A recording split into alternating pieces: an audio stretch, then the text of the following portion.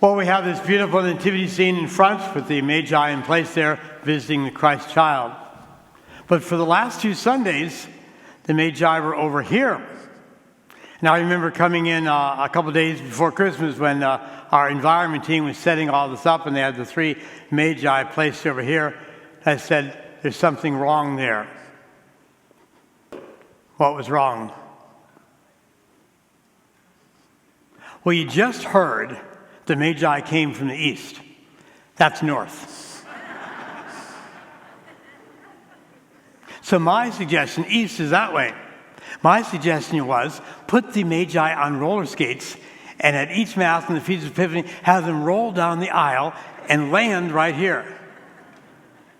The environment team nixed my suggestion.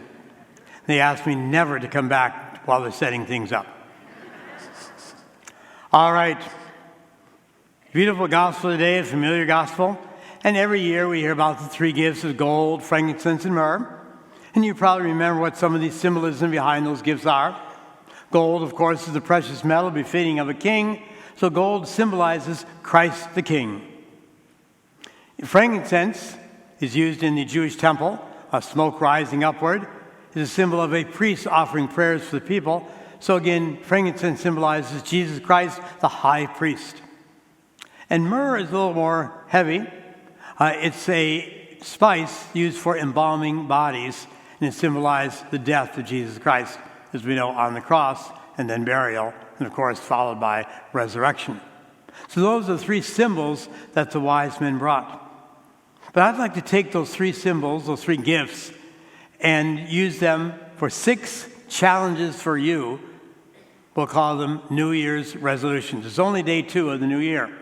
So whether you made resolutions yesterday or the day before to get ready for New Year's Day, maybe you've broken them already. Good for you.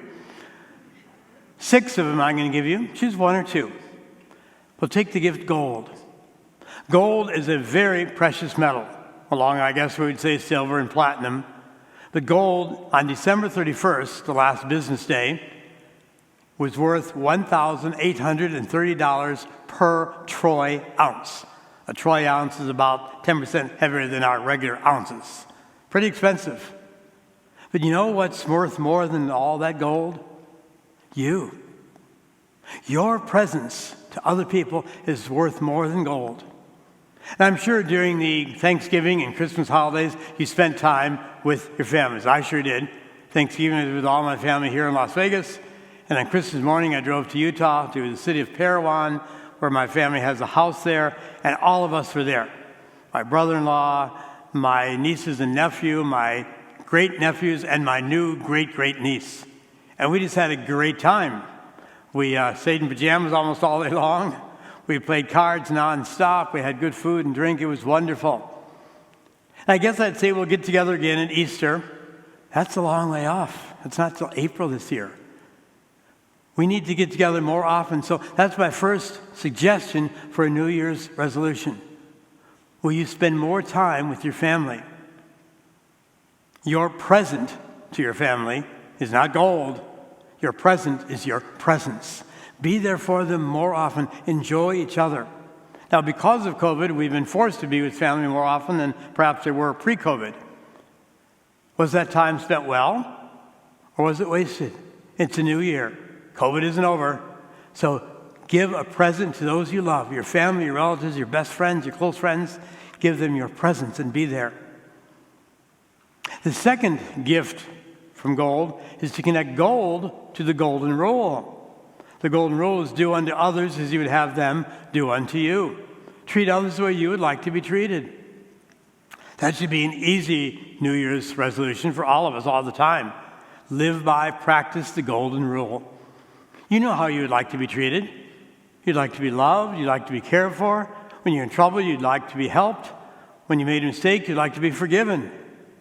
So if that's what you want, then give that to others. Love other people. Tell them you love them. Often, I love you, and I mean it. Care for them. When they're in trouble, help them out. When they've made a mistake, forgive them. The golden rules. Those are the 2 suggestions for a New Year's resolution from gold. Give your presents to others. Practice the golden rule. From frankincense, again, the smoke rising upward, Psalm 142, my prayer rises like incense before you, O Lord. Pray more often. Resolution number 3, pray more often. Not just Sunday Mass here at 12:30, but during the week, as often as you can. Now maybe saying I'm going to pray every day is just too much for you. We're busy people. How about 2 or 3 days a week? 10 minutes, half hour, 20 minutes, whatever. Pray more often. Offer your prayer like incense to God. And another part of the offering of a priest was the priesthood sacrifices. Back in Jesus' day, they did animal sacrifices, sacrifice to lamb and so on. I ask you to make little sacrifices throughout this year.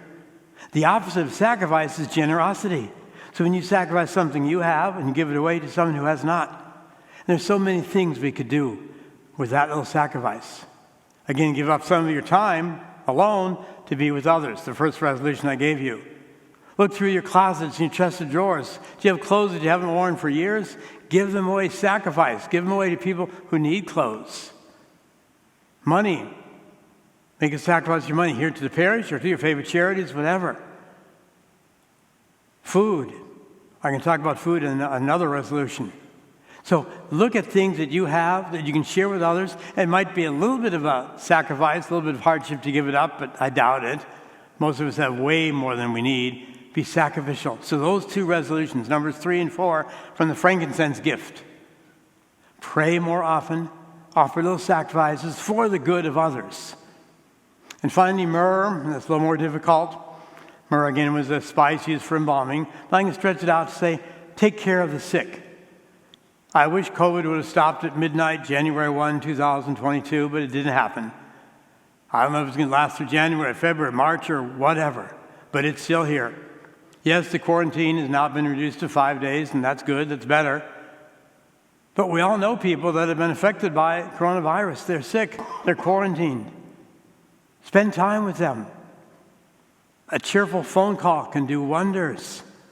A happy text.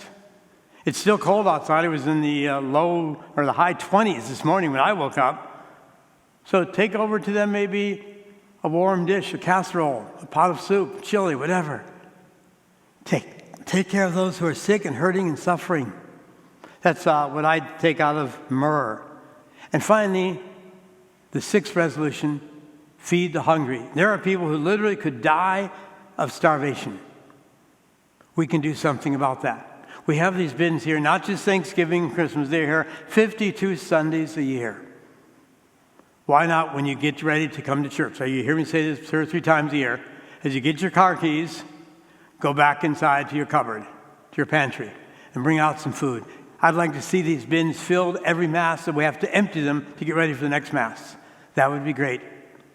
So yes, the literal gifts of gold, frankincense, and myrrh were wonderful.